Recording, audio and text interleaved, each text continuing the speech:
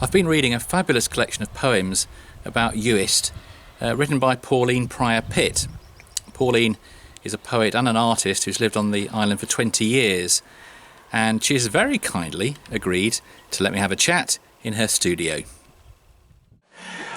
Pauline, you've lived here 20 years now. What is it that drew you here, and what is it that inspires your art and your poetry here on North Uist? Well, drawing us here, we came quite by accident. We came on holiday for the first time ever for 3 weeks, and at the end of the second week we began to look for a house. And the only one that there was really that was any kind of fit for habitation was the one we're in here now. And it has the most beautiful view. We didn't know that we were coming to such a wonderful community of people.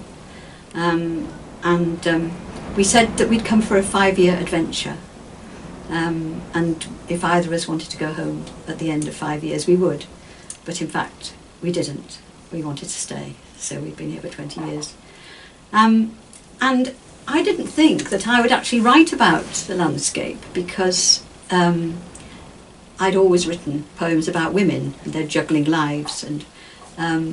But gradually, walking on the beaches, I found, which I always have my notebook with me, and I just found myself scribbling little bits about the sea and about the climate, about how I was feeling on that day, the sort of kind of emotional response to just walking, and found myself writing about the area, about the people, and gradually the Storm Biscuits book came into being, which came as quite a surprise.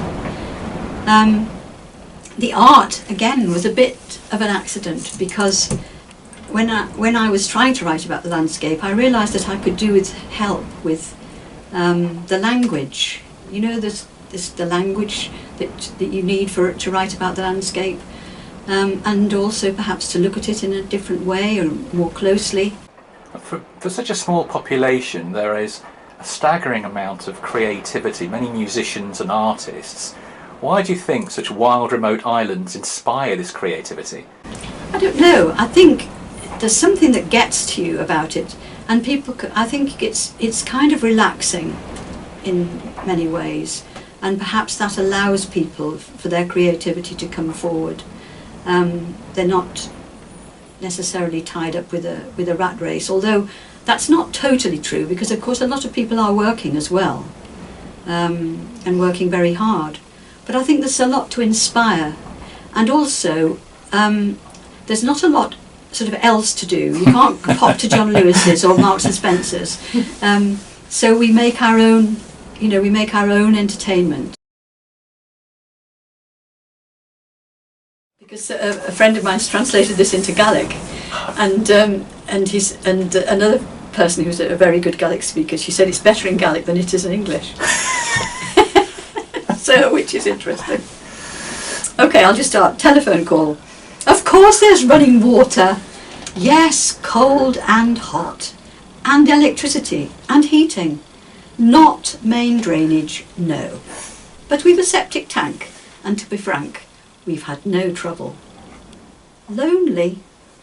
Only if you want to be. Not far from the sea. Stunning. Deserted beaches, silver shell sand, turquoise indigo seas, distant purple headlands. Oh, very friendly indeed. There's a co-op nearby. You can get everything you need. Well, fresh pasta, fajita, fruit, veg, live yoghurt, the usual supermarket food. Lorries arrive 3 times a week. The quality of everything is very good. Yes, it is quiet. So quiet you can hear the beat of a seagull's wing. No, I can't really say that I miss anything.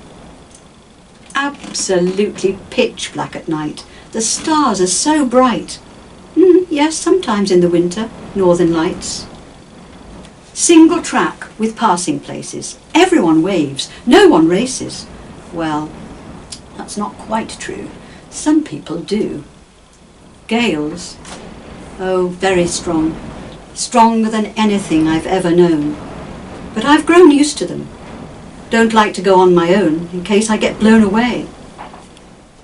It's never too hot, but in July and August, brave swimmers swim a lot. I do on sunny days, when the tide comes in across warm sand bays. Plenty of places, hills, moors, beaches for walking, and there's canoeing and fishing if that's what you're wanting.